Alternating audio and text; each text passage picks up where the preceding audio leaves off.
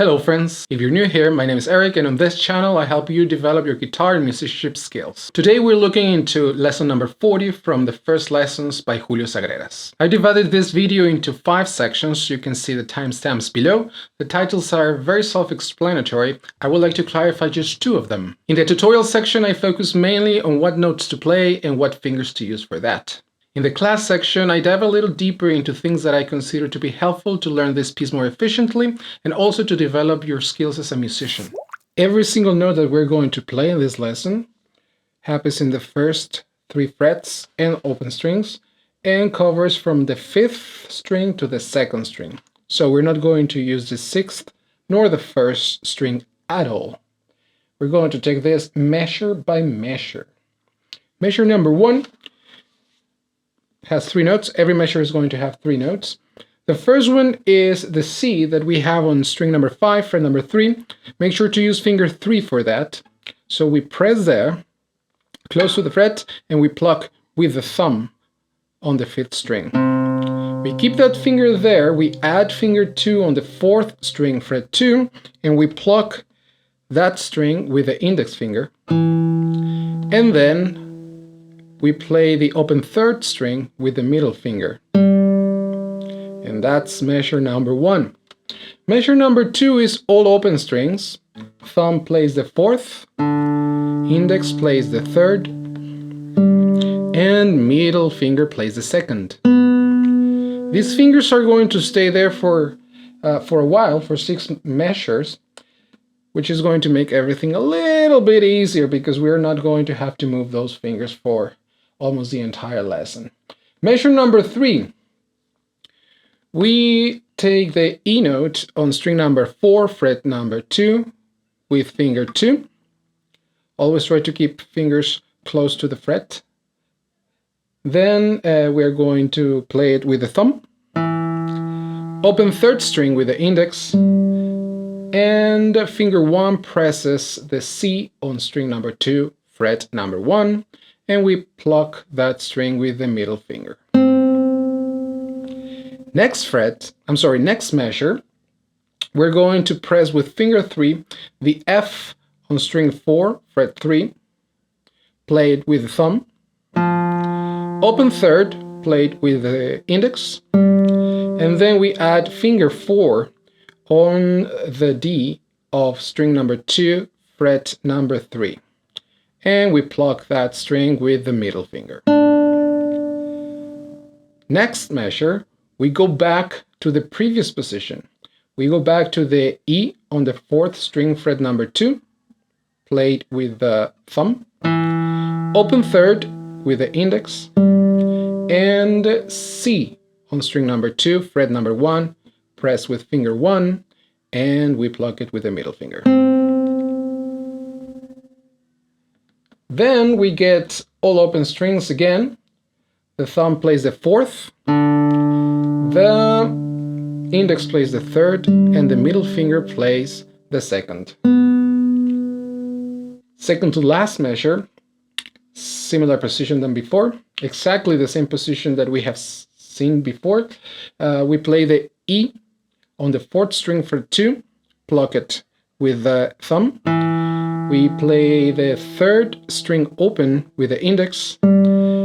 We press with finger 1, string number 2, fret number 1, that's a C. And then we finish with the C on string 5, fret 3, with finger 3.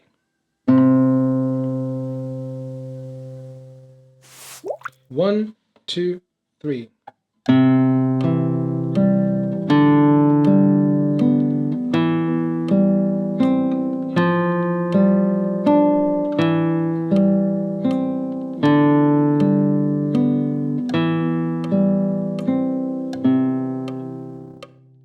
In this section, I will give you 6 pieces of advice.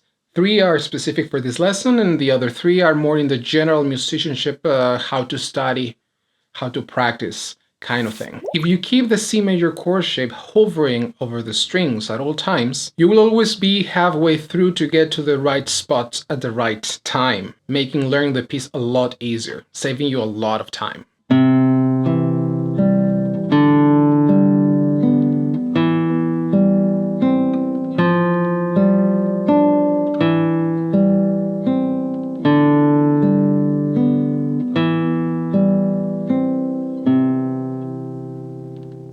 Becoming somewhat fluent with playing the C major scale will train your fingers into getting the mobility and the accuracy you will need to get the right notes on the right time throughout this lesson. And this particular location of the C major scale fits into the C major chord shape perfectly. So keeping in mind the C major chord shape and practicing the C major scale are going to work together very well to get your fingers more acquainted with the positions that you're going to need to get this lesson fluently and nicely. As a general rule, practicing slowly enough to have full control of every finger goes a long way in the long run. If you take the time to gain full control of your fingers before speeding things up, you will end up saving more time than if you just try to get the speed as soon as possible. Keeping your fingertips close to the strings at all times reduces the time and energy you need to get to the strings themselves. This little detail is going to make playing and learning new pieces a lot easier. It's going to save you a lot of time and effort, helping you advance a lot faster and smoother. Although you don't need to know the notes that you are playing to play this and many other pieces and songs, it does go a long way to know them. It gives you deeper insight into the music and how it works. It gives you nuances that you cannot get any other way. It really makes a big positive difference. If you don't know how to read music notation yet, you can go about it slowly as you learn guitar. Every time you learn a new piece, take a few minutes to get to know which notes you are playing, the name of the notes you are playing. For example, you can start with becoming acquainted with the notes of this lesson. Take a screenshot and have it around when you're practicing or to look at it every now and then. After a few sessions, you're going to notice that you start memorizing or recognizing the notes without any big effort. Instrumental music usually has a main melody. Always try to make this main melody stand out. This lesson has a very clear main melody on the bass line. You can bring this melody to the foreground by either playing it louder than the rest of the notes or playing the other notes softer than the notes that belong to the melody. In the finger picking pattern of this lesson, the thumb always plays the notes of the main melody, while the index and the middle fingers play all the other notes. So to make sure that the main melody stands out, you can think of PIM, thumb, index, middle, as loud, soft, soft, loud, soft, soft.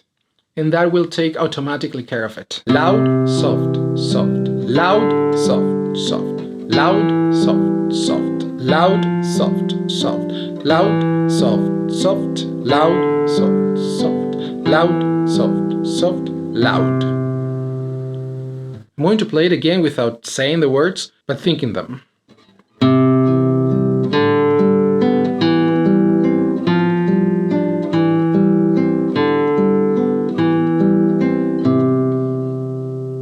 This distinction of loudness and softness can create a very cool multi-dimensional sound space, which I think is a pretty cool thing about instrumental music and classical music in general. I hope this video has been useful for you. If you want additional material to add to your practice session, like the C major scale, check the description of the video down below. Thank you so much for watching, and I'll see you on the next one. Enjoy the process. Bye.